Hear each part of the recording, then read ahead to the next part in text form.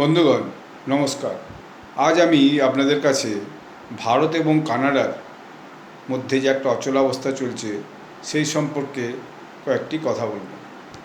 আপনারা এর মধ্যে বোধহয় জেনেছেন যে বিগত বেশ কয়েকদিন যাবৎ কানাডার সঙ্গে ভারতের একটা দ্বন্দ্ব চলছে।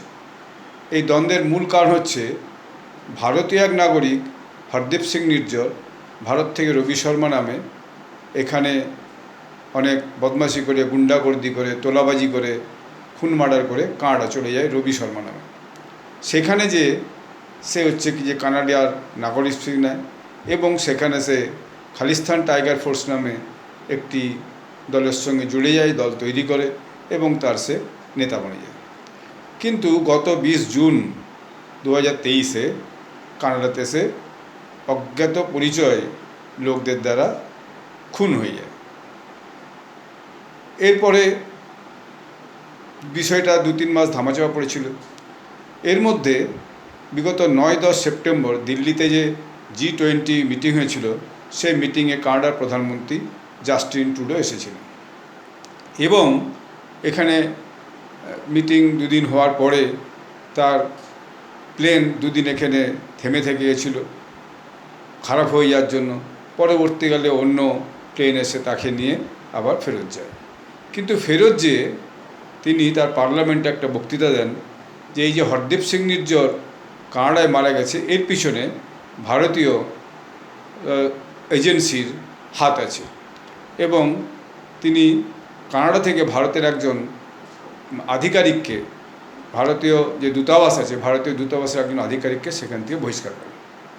তারই প্রত্যুত্তরে ভারতের সরকারও এখানকার কানাডার একজন নাগরিককে এখান থেকে বহিষ্কার করে এবং তৎপশ্চাৎ ভারত সরকার ভারতের যে নাগরিক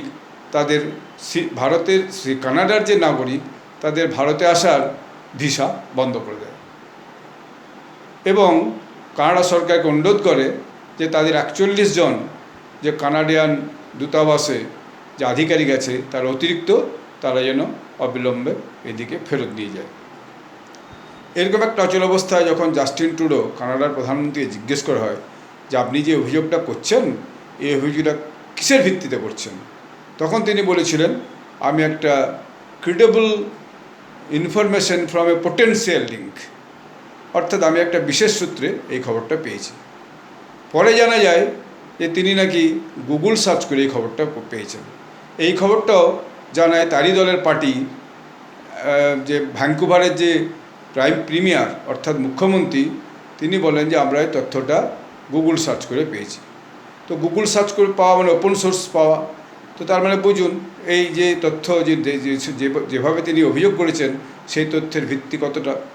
যাই হোক, এরকম একটা অচলাবস্থার মধ্যে দিয়েই এখনও পর্যন্ত চলছে। এখনও পর্যন্ত জাস্টিন ট্রুডো কোনো উল্লেখযোগ্য তথ্য এবং সংখ্যাতত্ত্বের ব্যাপারে দিতে পারেননি কারা কারা বা কে হরদীপ সিং নির্জরকে খুন করেছে। এখন প্রথমের দিকে আমেরিকা সরকারও জাস্টিন ট্রুডোকে কিন্তু প্রাথমিকভাবে সমর্থন জানিয়েছিল, কিন্তু আস্তে আস্তে তারাও সেই সমর্থন এখন আস্তে আস্তে ছেড়ে দিয়েছে, কারণ এই বিষয়টার উপর যে তার বিশেষ সারবত্তা নেই এটা বোধহয় আমেরিকার সরকারও বুঝতে পেরেছে।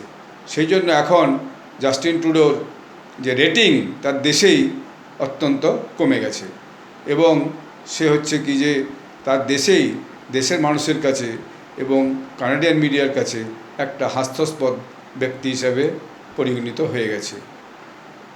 নমস্কার, জয় হিন্দ, বন্দে মাতরম।